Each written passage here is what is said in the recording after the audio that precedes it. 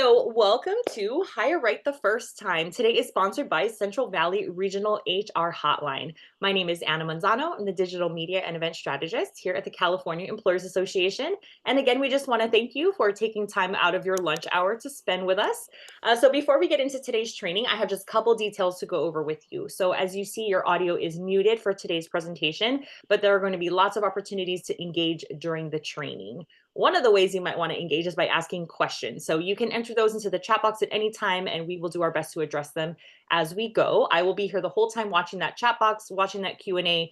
So if it's a good time to pause and help Astrid address those questions, we will. And hopefully we may even have some time at the end. But if we don't get to your question, you always have access to that complimentary HR hotline, which you will hear about in just a little bit more in a second. So I will also be putting the PDF of today's slide deck into the chat box shortly. So once you see that PDF icon and file name pop up, you can just click on that. It'll download locally to your drive. If you have any issues accessing that PDF, please just ping me in the chat and I'll be more than happy to get it to you in a different way, such as email. As you saw when you logged on, this webinar is being recorded and the team over at Central Valley will be reaching out to you when it is available for playback. And then at the end of today's session, there's going to be an invitation to share your feedback. So here at CEA, our mission is to bring employers like yourselves peace of mind. And our goal is to make sure that we are meeting and hopefully exceeding your expectations with trainings like these, as well as our entire suite of resources. So if you could take a minute at the end to complete a brief 5-question multiple choice survey, it generally takes about a minute to complete. We would greatly appreciate your time sharing that with us. So I have the great pleasure of introducing our trainer today. We have Astrid Servin, who is one of our HR directors. And as I mentioned, if you call into that HR hotline, you may have the pleasure of working with her. So Astrid, it is all yours. Thank you, Anna. I appreciate it. Good afternoon, everyone. And as Anna said, my name is Astrid. I'm one of the HR advisors here at CEA, and I do see maybe a couple of familiar names on there. So maybe we've discussed some HR issues in the past. So for the rest of you who may be new to this complimentary HR, I just want to welcome you. The Central Valley provides this HR hotline for you to call in Monday through Friday, 8 to 5, where you speak to an advisor such as myself, and we'll discuss issues that might be coming up in your workday, such as hiring and firing and everything that goes along between there and the termination process. So today we're going to kind of focus on the hiring part of it, the onboarding part of it. But if you have any questions along the way while you're employed, and tell a friend in the Central Valley there in the county that you have this HR hotline. It's a great resource for you all, for all the counties there to call in and just maybe get a second opinion on something that you might know the answer of. And most of the time when you guys call us, you know the answer. You just want to kind of run it by another HR professional. So that's what we're here for. But we also provide, we are an HR company, so we also provide other items, other things. So if you require additional services in addition to the HR hotline, where you need a little bit more than just advice, we do offer membership as well. So we are an HR company that provides investigation help. We provide policies and forms, handbook templates, fact sheets on a variety of topics, and training such as this one, and training, all kinds of trainings for your staff, for your employees, for your managers, compliance training, as well as soft skills training. So we have a great team here to support you in whatever it is you need, HR related. What we are not are attorneys. We are not a law firm. So this presentation shouldn't be relied upon as legal advice. We want you to consult your own attorney of issues of legal significance that might come up, because then it will be privileged and confidential.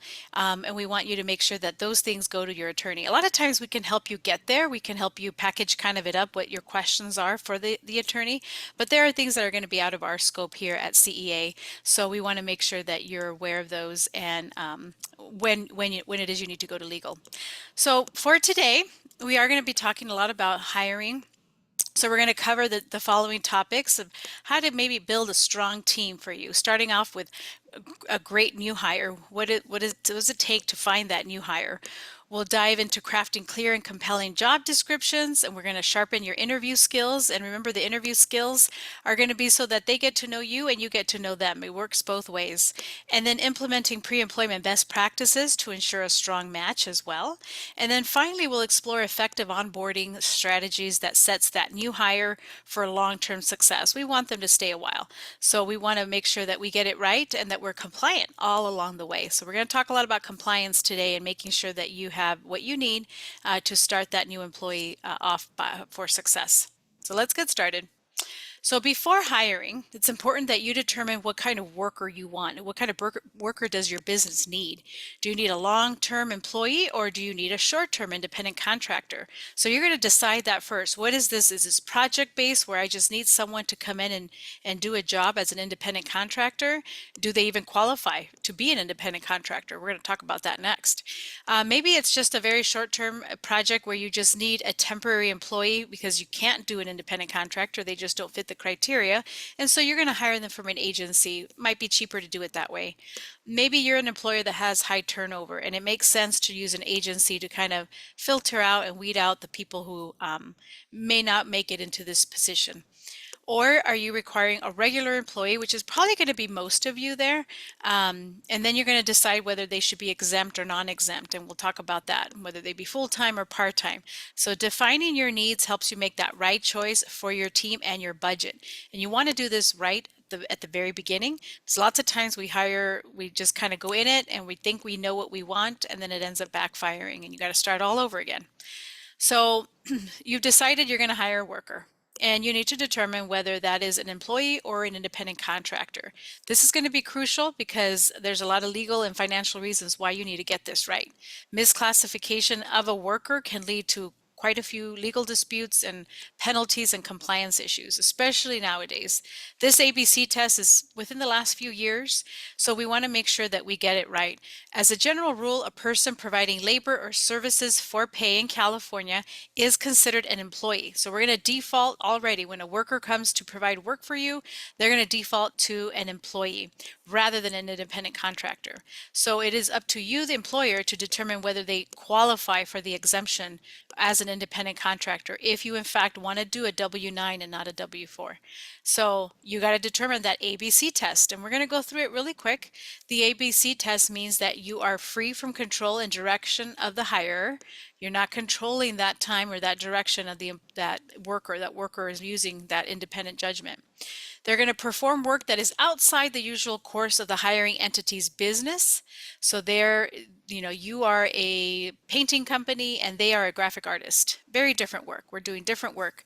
So I can hire you as an independent contractor because you're not a painter. Now, if I was a painting company and they're a painter, I cannot hire them as an independent contractor because that is the same type of work, same business, and is customarily engaged in a trade, occupation, or business of the same nature as the work performed. So they're doing this job for other people as well. They're not just independently doing it for me 40 hours a week. They're doing it maybe 8 hours for me, 8 hours for another company, 8 hours for another company. So those are the three things that we need to make sure that we have right when you want to classify a worker as an independent contractor. Now there's a lot of different exceptions as well. And so you want to make sure you look into whether or not that your worker qualifies for some of those exemptions, because there are quite a few. Actually, there's lots of good lobbyists out there for certain industries, such as Uber and some of these third-party agencies that actually got an exception. So if you have questions, call us and we'll kind of go through that a little bit more detail. So choosing between a temporary agency or a direct hire depends on your business needs. So let's look at kind of the pros and cons of each. Pros for hiring it with an agency is it's quick and easy, no recruiting costs. They're doing the kind of the heavy load for you.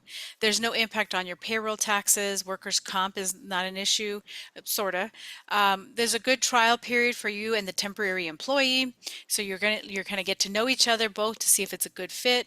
You can negotiate with that temporary agency, and then you're not paying any benefits at that time because they're paying sick leave for that employee. They're responsible.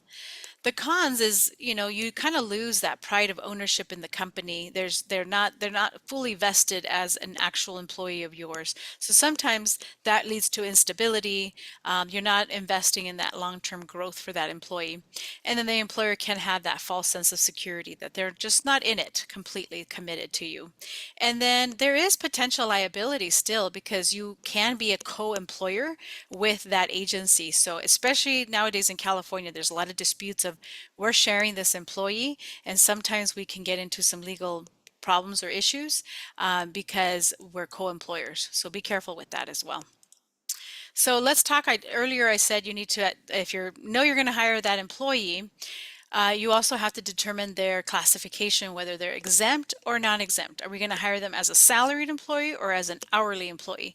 There are rules for that as well. Just like there's rules for whether you hire an independent contractor or an employee, there's also rules for whether they're exempt or hourly. What they do, the nature of their job, and how much they get paid is going to determine whether they qualify to be exempt. So a worker, again, an employee, is going to default to be an hourly employee. Always. They're going to default to hourly unless you can prove that they're exempt. And the way you do that exemption is you have to pass the exemption test, which has a duties test and a salary test. And we're going to look at both of those next. So the exempt employee gets paid a flat salary for the skill they bring to the job. Overtime, meal, that kind of stuff doesn't apply to them. And there's quite a fewer compliance issues. You don't have to worry too much about exempt employees and tracking their time, tracking their meal periods, their breaks, all that. So very few compliance issues when it comes to being an exempt employee. But that's why they have to qualify. Non-exempt or hourly employees are paid by the hour that they work. Of course, overtime, meal and rest breaks, all that's going to apply. And you have to have stringent record keeping. So make sure we're hiring this hourly employee. We have a time card that's required.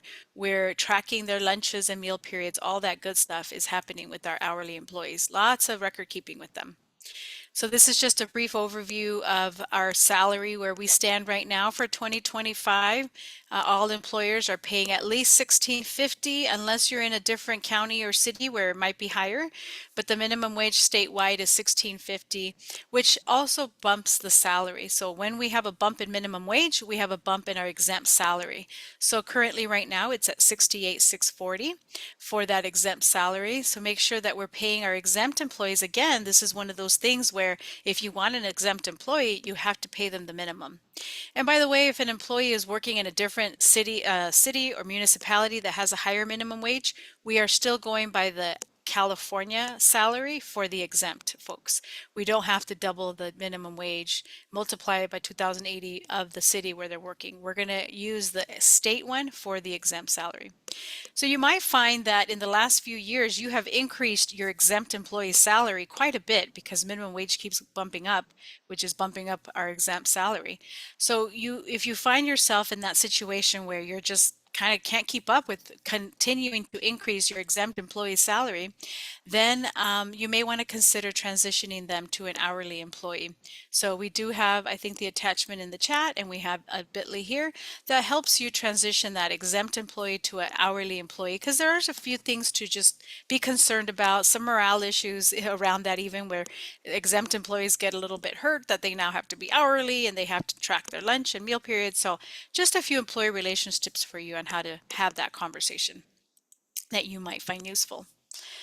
So as I mentioned before, there's over 40 local ordinances out there throughout the state of California, whether it be a municipality, a county, a city. Not too many in the Central Valley, I don't believe, but if you have workers that work remote in other areas or even step into the county or city where the minimum wage is higher, if they're spending more than 2 hours typically in that city or that municipality, minimum wage is going to be higher in that area, and that worker needs to get paid for the time that they're working there at that higher minimum wage.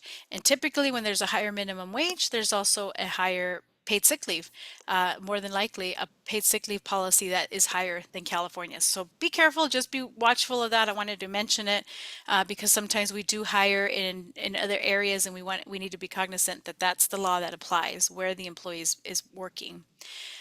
Physically working. So we do also have a little bit.ly there on the state and local minimum wage. We update that regularly. In July, we tend to see an increase in that paid sick leave and minimum wage for those cities and counties. So stay tuned, because more than likely in July, we'll see increases to many of those cities and counties. So going back to the duties and salary test, when we classify a worker as exempt, you're going to look at the most common ones, which are white collar exemptions, and you're going to look to see if you do need to, if you need to meet a certain classification, you're going to classify them by this. You can't just say, okay, well, I pay them that amount. You also have to classify them in a certain category. So the categories, the most common ones are the executive, the administrative, and the professional. So you'll have to find if the duties, the work that the employee is doing fits one of these white collar exemptions. positions. There's a few other ones like a computer professional also. So where we get in trouble are those iffy ones where an employee is working as a manager, but maybe not spending sufficient time working in that job, in that position, and therefore they may qualify some of the time under this exempt category, but not all of the time. So we want to make sure we make that analysis so that we are sure that they meet that classification. So primary duties for that administrative professional or executive is spending 51% of your job duties on that. And that's weekly, not monthly. And we're not looking, because I know we get that question sometimes, like in a month, they might spend this time, but it really should be in that pay period. Are they spending 51% of their time doing high level work where we're classifying them under that exemption? And are they using independent judgment and discretion when they're doing that job? So spending 51% of the time doing that, and then also using that independent judgment. I'm not going and calling someone for permission to do something. I'm not getting approval for it. I myself am being tasked to make that decision on my own. And then again, of course, that salary test goes with it too.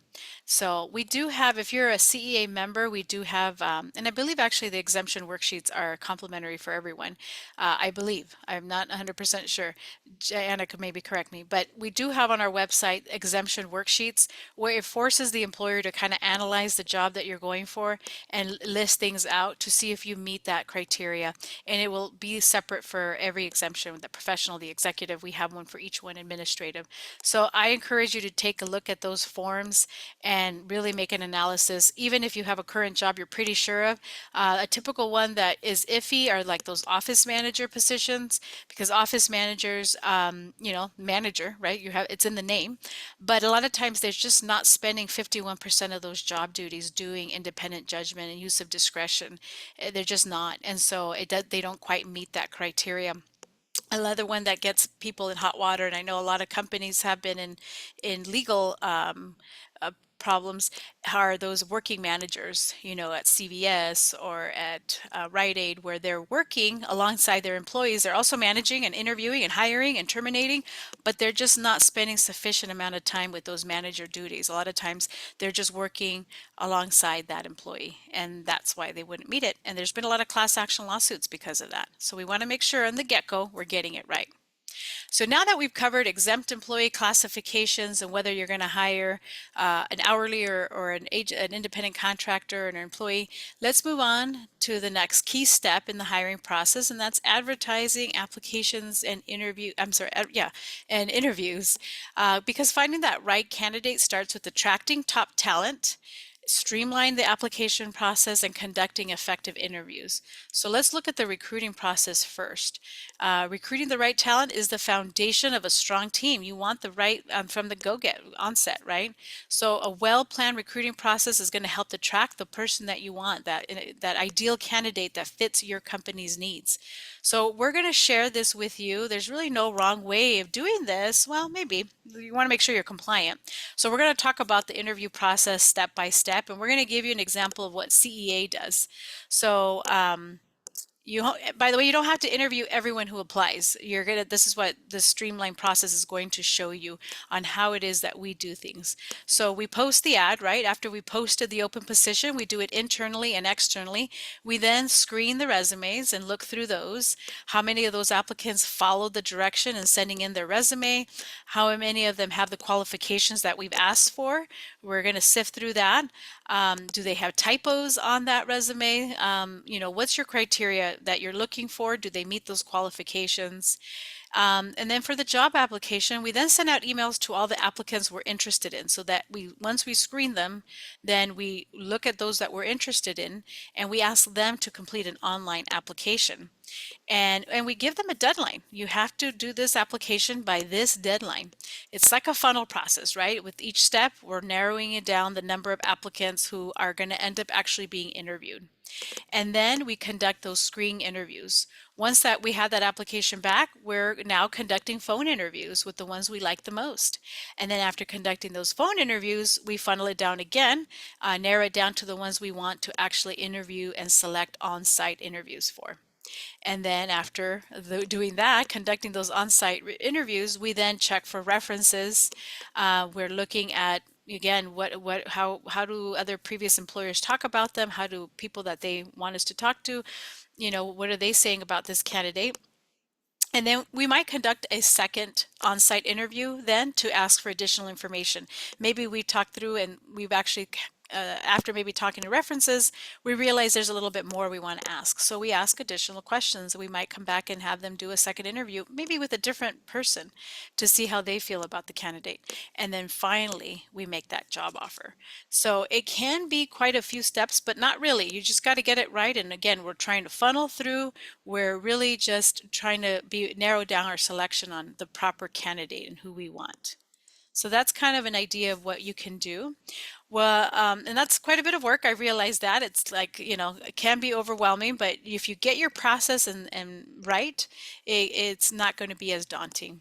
So now that you know what you want, it's time to let the world know what your expectations are of this position. So then you're going to do that with the job description.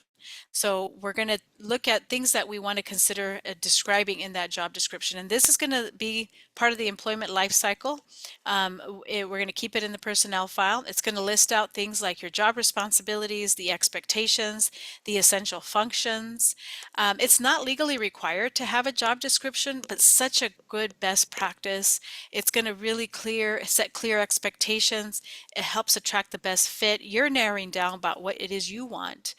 And you're listing out things like physical requirements if appropriate. It may not even call for that, but we're gonna list what the physical requirements are. Actually, every job has some sort of physical requirements, so we're gonna list it, but be honest about it, because it can also get you in trouble if you're listing things like you must be able to lift over 50 pounds when they really don't have to for this job. So be careful with that and be very realistic about that. Whether the job is exempt or non-exempt, you're going to list that on there. The position, who do they report to? You can list work days and hours, but I would be a little flexible with that because that can always change as well. But if it's a requirement, they must work weekends or Saturdays, I would absolutely put that on there. And then always include other duties as assigned, okay? So skipping these steps can kind of lead to confusion or mismatched hires. You want to make sure you take the time to create a strong job description. It's really worth it. It's going to save you when there's a workers' comp claim, possibly. They're always going to ask for this. So when there's a health issue, an employee can't do something, there's limitations, this is when your job description is going to save you as well. So think about some of your deal breakers here. So the job posting should include what are the job responsibilities, the work expectations, physical requirements. You do need to include that you will accommodate as necessary under the law. You're going to list the essential functions. What are they? But again, be realistic. These kinds of things can get us in hot water too if we're not accurate, if we're not really being truthful. List on there whether the job is exempt or non-exempt, who are they going to report to, all these things that we should really be thinking about prior to interviewing our candidate. There's this thing called pay transparency that I want to make sure everyone knows about, which is has changed in the last few years, last 2 years or so. So we want to make sure we cover it because not all employers are aware of it, that we can't inquire about salary anymore. So we can inquire about salary expectations. What do you expect to make in this new position? But we used to be able to ask even on the application how much money they earned, and we can't do that anymore. This pay transparency law says you have to provide the pay scale to any current employee for their current position upon request as well. And if you're an employer with 15 or more employees, you have to include that pay scale for any position that you post in the job posting. And I know I go on there on job boards all the time and I don't see it, and they're not in compliance. So make sure that you are one of those employers that are in compliance. And if you have 15 or more, you're listing out that pay scale. So once you've created a job description, you've determined what type of employee you want to hire, it's time to start searching for the candidate. Okay, finding that right applicant starts with knowing where the best candidates come from. And there's no one size fits all here. You're going to advertise internally. You're going to look at who you have first. In-house referral programs are great as well. Do they know someone? Do you offer some sort of bonus? And do you have someone who maybe you have done succession planning and you're looking at it whether or not there's time to promote someone from within? And then you're going to advertise, of course, externally as well. The traditional methods, I don't know if local newspapers are still the way to go, but I think so sometimes. If you're part of an association, the trade association world connects very well. Of course, online is still probably the preferred method. There's also these the America's Job Centers that offer free posting. So look at a variety of ways to attract candidates. You never know where you're going to find them. If you are a CEA member, we actually have a whole toolkit dedicated to recruiting and hiring that you might find useful and helpful. It includes quite a bit of information. So please check out that toolkit. It's a valuable resource for you to have. So the application process is your first opportunity to gather key information about that potential hire. So you want to make sure you design that application well because it's going to help, again, get the candidate who you want. Have all the applicants you're considering fill out an application. And again, not a requirement, not legally required to have an application. But once you have an application, there's legal requirements on record keeping. But you're not required. But again, best practice. You're going to get so much information from an application process that you don't want to miss this step. You want to review those applications carefully. Does the application mirror the resume? You may have received a resume. Does it mirror it? Remember, we're not asking for salary or even conviction questions. We'll talk about that soon, but we're not asking those questions. The applications are often more telling than resumes because we're forcing you to answer questions. In the resume, they want us to know certain information. It might be leaving out certain things like employment history. And so when we force you to complete an application fully, you really can't leave it blank, and we're going to ask you to address those key things. The ability to perform the job applied for, you're going to list on there. And then, of course, you're going to ask for permission to call those references. So you're going to ask them to provide references. And then in there, you're going to say, is it okay for us to contact? Because we only want to contact those references if we have permission from them. Some red flags to look out for in the job application: lacks information regarding past employer. What's that about? Delays and missing information. They completely altogether skipped a question. Now, we do need to be mindful there might be gaps due to COVID, especially other things such as moving, maybe an office plant shutdown, even things like they were incarcerated. But that's what we need the application to explain any gaps as needed when we interview them. The applicant cannot recall the name of a former supervisor. That's pretty telling.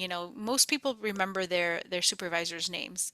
Excessive crossouts or changes. They didn't want you to know this after all, so they crossed it out. Reason for leaving past job is left blank, but maybe sometimes they answer it, sometimes they don't. And of course, that gap in employment history. So interviews have changed quite a bit since I know I started work in the working areas here. 89% of recruiters of hiring companies were conducting video virtual interviews. So quite high, 89%, So candidates do have to get used to video. Most employers are using that. It demonstrates flexibility for them to be able to jump on a Zoom or jump on a Skype. So however it is you're doing. So interviews are looking very different now. You can increase panel interviews now. You can have multiple people interviewing. I know when we interview, we do have multiple people interviewing at the same time, getting to know the candidate. So the candidate may need to update video technical skills for interviews. You might want to send them something ahead of time. There's all kinds of YouTube kind of here's a prep thing. If you want to send your candidate, this is the way we do interviews. Depending on the applicant and the type of job and the nature of where they worked, they may not be prepared for a technical, interview, but we want them to be flexible on that. So we want to maybe give them a heads up of what it's going to be and maybe provide them with a tutorial on YouTube or something where you're kind of assisting them on some pointers and tips on that. So you can see that has increased so much. 1 in 4 Americans have attended a virtual interview. So that is definitely just a cheaper or less expensive way of getting to know someone rather than having them come on site right away. So again, we're going to now conduct the interview. We're at that place where we want to actually talk to you and get to know you. The interview should be conversational. Sometimes, using more informal language just to kind of break the wall and be comfortable might be something. So be prepared. Be prepared about what it is you're going to ask and what your candidate that in front of you is how they're presenting. Make sure you review their application, their resume, and be prepared for the job description that they've applied for. So you have all the information and the knowledge prior to that interview. Ask for an explanation about gaps. Don't be afraid of asking that. It's not illegal. It's not against the rules to ask for those explanations. You are entitled to them. Ask about any reasons for leaving. That's okay too. Test your applicant's knowledge. Ask them about that job. I see you were an engineer at this company. Tell me about the kinds of projects you worked in. So make sure that you're testing their knowledge. If it's completely something that's unique in that industry, have them elaborate a little bit. Take notes, and we want you to take notes on a separate paper, not on the application or resume, because as I mentioned before, the application and resume becomes a record-keeping document that you have to file. It's discoverable, and it is, again, part of that personnel file, and you do need to keep it quite a bit of time. So if there's any kind of dispute or any kind of charge in the future that might be even completely unrelated with your onboarding process, that's discoverable, and now you're taking maybe innocent notes, but a plaintiff's attorney can look at that and maybe create a case around you. So take your notes on a separate document, paper, and so you want to take notes because you want to remember the candidate. A lot of times we interview quite a few candidates, and so we want to make sure we remember what this person was, what kind of answers, how did I feel about that candidate. Answer applicants' questions. You don't want to just leave them, thinking that shouldn't be asking you questions. The interview process goes both ways, and we're going to talk about that soon too. And then you want to close out with next steps and timelines. Should they expect from you? What are the next steps in this interview process? That is just courtesy. So interview awareness, when you're doing the interview, consider the following. Did they arrive on time? Did they bring copies of their resume? Is showing kind of their preparation for that, and are they all in? Were their answers short or rambling? And we have to be graceful about nervousness and nerves, for sure, but you want to see, how is this candidate going to fit into our work environment? When you ask questions, did the candidate answer right away, or were they thoughtful in their response and pause to think about that? And how did the candidate describe their former employers? That's a telling sign too. You have no idea how many times you would think the employee or the candidate wouldn't, the applicant wouldn't talk about their former employer in a negative light, but so many times they do. So we want to make sure, throw it out there and see what kind of feedback you get from them. Were they enthusiastic? Again, it may not matter the position, or it may. So those are the kinds of things you want to be aware for this position. And be aware of that professional interviewer. If you've been in recruiting enough, you've all probably met that professional interviewer who just knows how to answer everything just really well. They probably Googled every question you might ask them, and they're very professional in their delivery. They tell you exactly what you want to hear. They look good on paper, and they're just kind of going through the motions and answering these phrases in a way where they're just a professional interviewer, and so you're going to have to kind of work around that and see that facade for what it is, and just make sure that you're asking additional questions of that professional interviewer. If you do, there's some pitfalls. We don't want to get into across the line and asking things we shouldn't be asking about. All the ones we discussed previously, fair game. We can ask all that, not a problem. But for compliance sakes, we shouldn't be asking things about protected classifications. There's quite a few of them in the state of California. Know them. You should know them, those protected classifications, including cannabis use, which is one of the newer ones, because we don't want to cross that line. So if you are responsible for interviewing, you should be responsible for knowing what those protected classifications are so that you don't cross that line. Things like economic background, family planning, criminal history, salary history are all off the table. If you do accidentally ask a question from this area, don't hold it against the candidate if they don't answer the question or tell you, hey, you're not allowed to ask me that. Apologize and say, move on in the interview process. But just, again, be responsible, and this is part of that preparation that you're going to do. No salary information questions. As I mentioned before, you're okay in saying to the employee what are the salary range you desire for this position, but we're prohibited from asking about or relying on an applicant's salary history when figuring out how much to pay this employee. So we should remove questions about that in the job application. We shouldn't be asking those questions in the interview process. Again, how much do you hope or desire to make? That's okay. Or what is your expectation?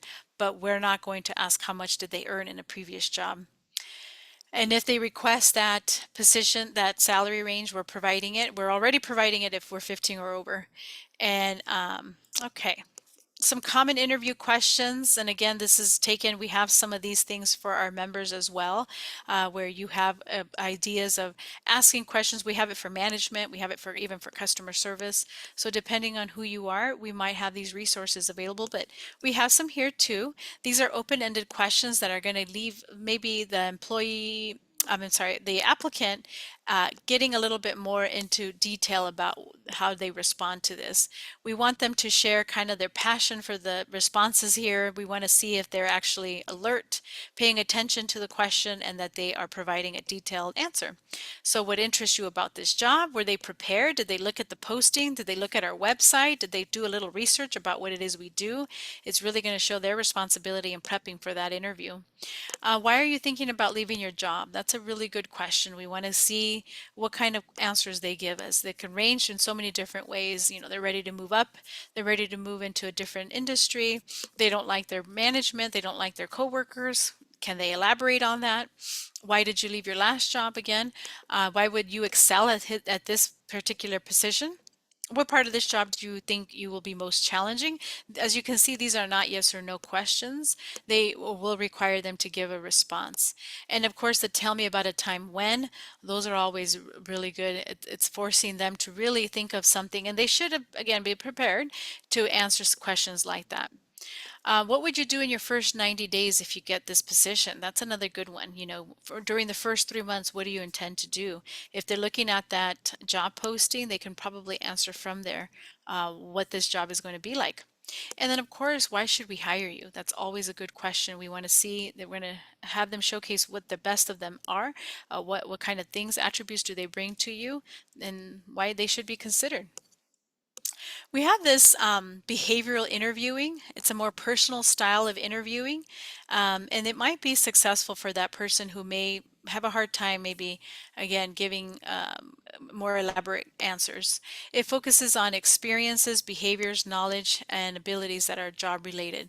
And the SAR examples, a situation. So tell me about a time when you had to maybe resolve a conflict at work, and that you're going to get a response for that. Action, meaning, you know, they're going to give you the details of the action that they took. You know, okay, the example of a conflict was, you know, me and my team member were in disagreement. We were on a tight deadline, and we were in a disagreement about the direction of the project. The action is I stepped into that meeting, and we shared our perspectives on the direction. I encouraged open communication. We helped find common ground, and we had a common goal, and we knew which direction we were going to take. So the result was that we reached a compromise, and we were able to complete the project on time. So you can even give the applicant sort of this example and have them elaborate on a situation where this occurred, and have them go through those steps. Be prepared for these questions, because remember, they are interviewing you as well. So it goes both ways. So we want to be prepared and ahead of time to answer some of these questions. What skills and experience would help someone be successful in this position? If they're a smart applicant, they're going to ask you something like this so that they are aware and they know what to expect. So be prepared to answer that. What questions or concerns do you have about my ability to do this job? And be honest, you know, if there's maybe not sufficient experience listed on their resume, on their application, then this is maybe a higher level position. Let them know that you already have some reservations going in, and so it may not be a good fit. This is a time where you might want to let them know. What is one thing about your culture that you are most proud of? You know, company culture is huge, and especially nowadays, people want to make sure that they're going to fit into a great company culture. Is this the kind of company I need or want? Is it a good fit or not? So you list what the most, and you might want to ask this question about your colleagues and coworkers, and so that you're the voice of the company, not just your own personal opinion, but that of collective voice of everyone around you. What is your timeline and preferred way to follow up? So you want to be prepared to answer that. Again, you should have done that already, or you should be doing that, but let them know what that timeline, what they expect. Do you expect them to call you for a follow-up or wait for my phone call? So now we're at the place where we're making that job offer.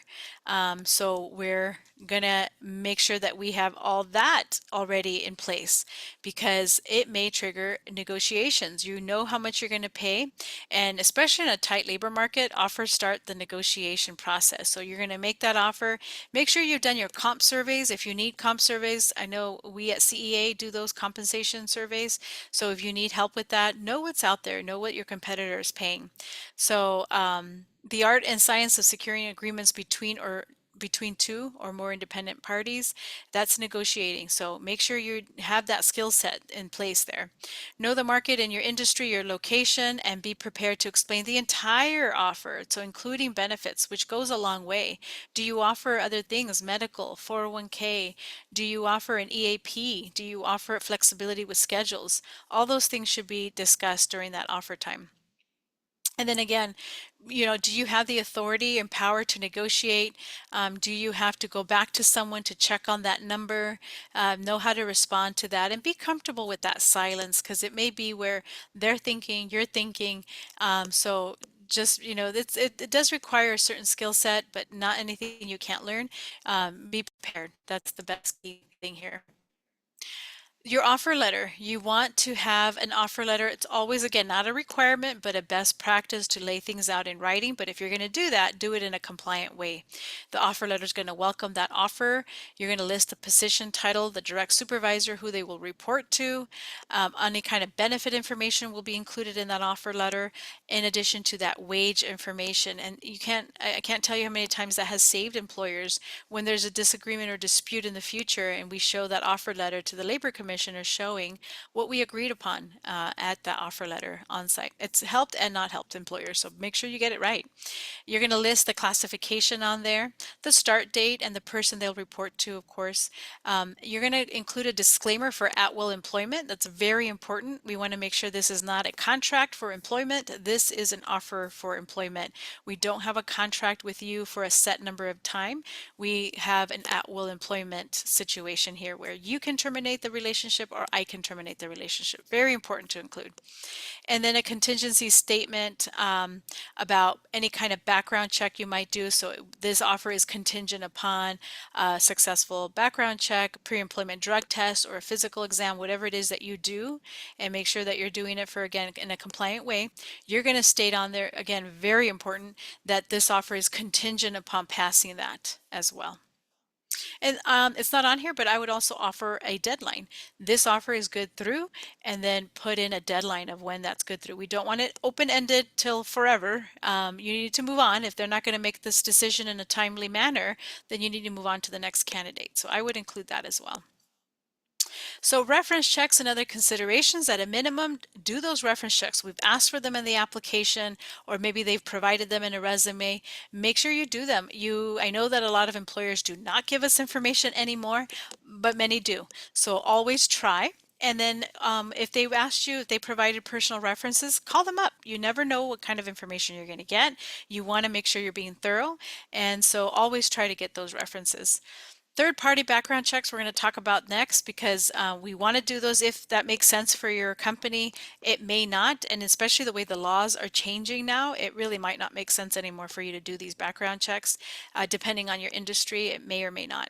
So we'll discuss that next. Driver's license, motor vehicle, again, only if required by the job. We're not doing, especially now, the new law in 2025 is we cannot request a driver's license check or any of that unless it's relevant to the job.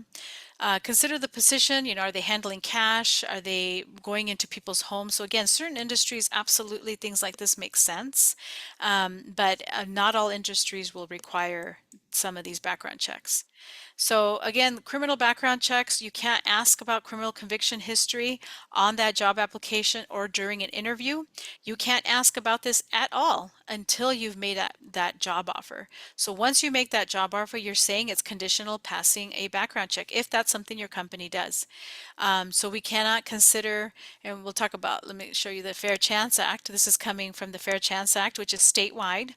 LA County, San Diego County have new ordinances that just went into effect late last year. So if you have workers in LA or San Diego County in certain unincorporated areas there, you're going to want to look at their fair chance ordinance because it's a little different than the state, mostly the same. But statewide, we can inquire about criminal history if you have 5 or more employees working at your site until after a conditional job offer has been made. And then you can only deny the job if there is a direct and adverse relationship to the duties. So even if something pops up in the background check, you can't deny it, again, until you've made an assessment, asked questions, and you can actually show that there is a direct and adverse relationship. So if this is a conviction, you're hiring for a receptionist, and this is a DUI conviction from 20 years ago, or well, probably wouldn't be that long, maybe 7 years ago, and the position doesn't require any kind of driving, there is no direct and adverse relationship. So you would be required to continue with the interview process. So even if something popped up. So again, there's some expansions that went into effect last year protecting applicants here. So we're going to want to do an assessment for that. So here's kind of a question for you. An employee casually mentioned over lunch that she got a DUI, and this is for an employee. So we're kind of talking about applicants and employees, but we're going to talk about an employee here because some of these laws apply there too. So an employee casually mentioned over lunch that she got a DUI 2 years ago, which is why she no longer drinks. I don't want to consider her for a promotion now. Is this okay? So is it okay now that I know I have knowledge of a conviction that I didn't know about? Is this okay? And the answer is no. You must first consider her without regard to criminal history. Employees up for promotion are now protected as well. And that came from this new law. So even if the disclosure is unprompted and voluntary. So we do find out a lot about our current employees during their employment process. So you want to make sure that you're aware of this new assessment for employees. And again, it's going to matter too if we're in the interview process and they voluntarily give us information, you have to disregard it and not consider it unless it's again has a direct and adverse relationship. So moving on again to the applicant. Now we're back to the applicant. If you are going to deny employment, you're going to rescind that offer because we just found this awful thing on their background check we can't live with. You feel there's a direct and adverse connection here, then you're going to provide a written notification of that preliminary decision, and there's quite a few steps that need to be followed. And we actually have a lot of that help for you on our website. So because there's specific letters and templates that have to be followed that are given to us by the Civil Rights Department. So you're going to want to contact us or Civil Rights Department for those templates. We have them for you too. But there is a written notification that you have to give them saying, look, this is the reason why we're denying employment. These are your rights. You have 5 days to respond and challenge that accuracy of that conviction report. You have to wait 5 days before you rescind that offer. And then if you still deny the employment, provide a final letter. So those adverse action notices, again, are provided by the Civil Rights Department, and we have access to that too. So I'm not going to go through all these considerations for individualized assessment, but just know that we have these fact sheets if you're a member. If you're not a member, we actually had a blog a few years ago that talks about this, I think last year, that talked about the individualized assessment, what's required, what you have to do, and again, using that template from the Civil Rights Department to respond to that applicant that you're going to rescind the offer for. And by the way, these action letters also would be okay to use for your employees. Let's go on to now we're also doing maybe post-offer and pre-employment testing, drug testing if you're a company that still does that. Remember, you're paying for all these exams. Any exam that you do pre-hire, you're paying for them, but post-hire too, you would pay for them as well. Drug, alcohol, post-offer, pre-employment testing is allowed. Many employers are going away from this too, but just know that it is still allowed. Polygraph tests not allowed unless they're required by law, so certain federal positions especially may require it.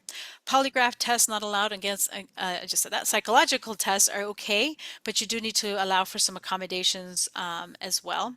And then cannabis use rights, we may know as last year, the cannabis rights is now a protected category under our Fair Employment Housing Act in California. So there's some restrictions. You cannot test for cannabis cannabis anymore. So you want to be careful with your pre-employment drug testing to ensure that that's taken out of the panel. So some employers are just choosing not to drug test at all, or choosing or ensuring that they're calling their clinic to make sure that they're compliant and not testing for marijuana, because it's hard to distinguish whether or not they're currently under the influence of cannabis, or if it was something that they used maybe 5 days ago. So unless we have an accurate test, we shouldn't be testing for cannabis at all. Okay, so best practice to send a thanks but no thanks letter, because we are not going to hire everybody. Most of them we're not going to hire. And so what do? We want to make sure that we get back to that. That's the best practice. Again, we don't want to lead them into thinking what happened here or waiting for that call. So we want to make sure the majority of applicants want to hear back from you. So we're going to do that either by email, letter, call, whatever your best practice is for doing that. Thank the applicant for applying. Let them know that another candidate has been chosen. Wish them luck on that. If there is another position that you think they might be good at, this is a good time to mention it. Very short and to the point. It's a courtesy email, courtesy call, courtesy letter. We're not saying much. If they get into dispute or talks or want to know more information, you don't have to go into those details. Again, you're going back to another candidate has been chosen, a more qualified candidate was chosen. We went in a different direction. We wish you luck. So hiring compliance, kind of best practices to kind of round out and off how we're going to end this. This is on compliance. What are our best practices? Now that we've hired this candidate, we're going to onboard them. There's quite a few forms and notices you should be aware of, especially in California. It seems like every year we get a new form added to our onboarding. Our packets are huge now. But you want to review policies and sign acknowledgments of these handbooks, of these policies. It's your sword and shield when it's your word against the employee. You're going to have things like direct deposit. You're going to make sure you have all your trainings. So you've finally landed on a great candidate and you're hiring them. You want to make sure you put your best foot forward and starting the relationship off well. So whenever you're doing all these things, it's compensable time. Once they are starting with you and they're filling out forms, they're onboarding, all that is compensable time. And I think sometimes that's missed by employers. They will start a candidate and have them come in really quick for paperwork, and then your first day is on Monday. No, their first day is the day they came in for that paperwork. So make sure that we're paying them for that time. Orientation and onboarding, new hire orientations really set the tone, whether that be virtual or in person, depending on your company. Again, you want to really welcome them, include them in the team, make them really feel a part of your culture, your environment. So start off in a very positive tone. If you have job shadowing that's available to them, I would encourage that. That way the employee doesn't feel alone. They're really shadowing someone, and make sure you're selective of who you are choosing to shadow, that they're not the negative Nelly, that they're someone who is going to set a positive tone for you. Buddy systems work great for that too. Check in with them frequently, check in with them and make sure that things are going well for them. 30, 60, 90-day reviews during that first year are essential. They're really just, again, a quick way to make contact with them. If maybe they're kind of getting lost in the shuffle, this will really redirect them, and it'll allow you to just keep an eye on it. Before, a lot of times we know if a hire is going to work out or not in that first 30, 60, 90 days, almost always. It doesn't take that long, which is why that at-will employment is so essential. We don't really have probation periods in California. We have an at-will statement, and that at-will statement states we can end the relationship at any time. If by day 5 I know you're not going to work out, why are we waiting for a probation period to end? We're really going to make that decision sooner. So those reviews are going to be essential. Train your supervisors to ensure a consistent experience for everyone.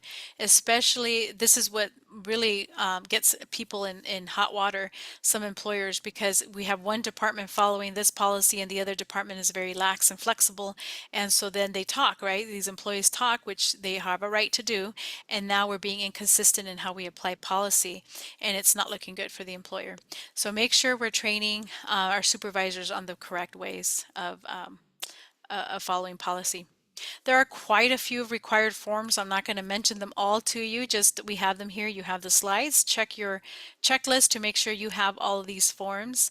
We have an employer new hire checklist as well that you can use at our website. So go to employers.org. You can easily find that. So you also have to have an I-9, very important, just a reminder that you do need to, in order to be compliant and have someone working in the US, they do need to be authorized. So the I-9 is going to check for that. And then we want to just mention the California required trainings. There's quite a few of them now, thanks to certain laws that passed last year. We have that workplace violence prevention plan. This requires a written plan and training, and that's done annually. So we did it in July to be compliant, but that needs to be kept up. So I wanted to mention it again so that it's on your radar to train staff every, probably going to be July, but you can train them anytime. Pick a date, but that does need to happen annually. CEA has a training template for the workplace violence prevention plan. It's in our store. So if you're interested in purchasing that, the work is done for you for the most part. It's 90% done for you. You do need to personalize that training with your own specific examples, but everything that California requires you to train on is already on that PowerPoint template. So a lot of the job is done for you. We also have harassment prevention training, and you do need to have that. Remember, it's 1 hour for employees and 2 hours for supervisors or leads, and that needs to be done every 2 years. So if this is your training year and you need help with that, again, you can reach out to us. We do those virtually, we do those on site, we do them in different manners. So reach out to us if you need help with that. In fact, I think we're having one next week. So if you need to log on to a webinar for your team, we are doing one next week, both the 1 hour and the 2 hour. A mandated reporter is a required training if you employ minors. So if you have minors on there, you do need to have that. And then heat illness and outdoor illness is a requirement as well. You need to train your staff and management on that. This is kind of just an overview of that workplace violence prevention plan. We want to make sure you're aware of it. I went through that mandatory harassment training. If you have 5 or more, you do need to train your staff every 2 years. So to kind of wrap up here, remember to develop those job descriptions. Start off on the right foot by knowing what it is you want. So have job descriptions for all your positions. We have wonderful AI now that help with job descriptions. It's such a great tool to use AI with. So if you need assistance with that, I would encourage you to use that. Put in the information that you need, and AI spits out a pretty good job description. Just make sure it's compliant for California by having all the essential things that you should have in there. Determine the need and ensure proper classification. We want to make sure we're not getting into some compliance issues there. Standardize your hiring process for compliance so that it's not overwhelming. You have a nice way of doing things and it's consistent. So start off on that right foot. Onboarding is key, having that time to really welcome that employee. And then ensure your training is up to date for new hires. Set that positive tone for your new hires and for everyone so that you're setting them up for success. Okay, so I just want to remind you of that hotline for employers. Please give us a call if you have any questions or concerns, and make sure there's no questions here. I don't think so. I think we're right on time, so I'm going to give it back to you. We do have membership. I don't know, Anna, if you want to discuss that for our Sure, team. yeah. So if you liked what you heard here and you are utilizing that HR support hotline provided through the Central Valley Regional Hotline, but you still would love more resources, more support, we would encourage you to consider a CEA membership. They start as low as $125 a month for our associate, and they increase in benefits from there. So we would really love to introduce you to that. We do have on March 11th on our virtual events page, there is a CEA member benefits overview happening on March 11th. It's complimentary. It's a half an hour tour, kind of behind the curtain. And JCM, you are not a CEA member. Can you still ask a question? You have access to Astrid right now. So if you can get it typed up in the chat in the next minute or two, you are more than welcome to do that. But I'm going to go ahead and, oh, there we go. Perfect. So I'm going to let Astrid handle that in the chat while I just close this out really quickly. I do want to let you know that if you are joining us for continuing education credits today, your codes are HRCI code 694002, SHRM code 25-F TKQN. And again, I just put those codes into the chat for you. If you have any questions about what to do with those codes, you can email us at ceainfo@employers.org, or go ahead and call into your, not Riverside, I'm sorry, excuse me, Central Valley Regional HR Hotline. We just did a Riverside training earlier today. So I was still in SoCal. And we'll be more than happy to walk you through getting your recertification. So with that, I would like, Astrid, do you want to address Yeah, let me slide? do it really quick because it was Sure, too please much to do. type there. But Please JCM, do. thanks for your question. So, what are the penalties? So, misclassifying an employee has pretty stiff penalties because that means you haven't had a time card. If you have misclassified incorrectly, you haven't showed the meal period done by the fifth hour. You haven't showed if you paid overtime. So, quite a bit. So, if you are in that, I would encourage you to contact an attorney just to get it right now. So, if you've misclassified someone and you realize that today, call that attorney, get something done so that you can figure out how to move forward from this. You may have to talk to that employee, classify them correctly now, and correct that so that you come up with some sort of an agreement. And attorneys have very good creative ways of doing that. So you want to do that. Your other question was on if an employment contract agreement do not specify the classification, but the pay is according to the exempt salary, is that compliant? So the agreement doesn't necessarily have to say what the classification is, but you do want to make sure that the job they're doing meets the classification exemption. So I think kind of what you're getting at is, we're paying maybe the certain salary, but it may not specify. So there may be some confusion. If you're constantly paying a salary versus an hourly by the hour and not keeping track of the time, then I'm assuming the employee thinks they're salaried and they better meet that, duties and salary test. So if not, again, contact Anna, just put in our partners page there for attorneys. I would encourage you to kind of seek counsel. Again, they can be very creative about how they work out a negotiation and negotiate with that employer to get it right. You don't want to claim against you. That would be worse. Ooh, But I'm join so us, glad we got join that CEA. question in. That was great. Yeah, no, that was really great. So as I mentioned at the top of the hour, very quickly, we do have a very brief survey. It takes, I promise you, about a minute to complete. They're mostly multiple choice questions, but we really would appreciate your time as we wrap up here, so that we can continue to serve you with trainings like this, as well as employer resources to serve you outside of trainings like this. So if you could choose your own adventure, you can hold your smartphone and click that QR code, or as we close out today, as you close out of Zoom, you should see a browser window pop up. All you have to do is click opt in and that survey should start for you. So if you could take the minute, we would greatly appreciate your participation. But with that, I want to say thank you, Astrid, for leading us for an hour and packing so much information into an hour. That was amazing. A reminder that the recording will be available through the Central Valley team. So give them a little bit to get that, that recording processed for you, and then they generally reach out when that is available for playback. And I want to thank you all again for spending your lunch hour with us. And we really do hope to see you on the next complimentary training through Central Valley on March 25th, recruiting, excuse me, hiring and employing minors. So we look forward to seeing you next month, and enjoy the rest of your day. Thank you all.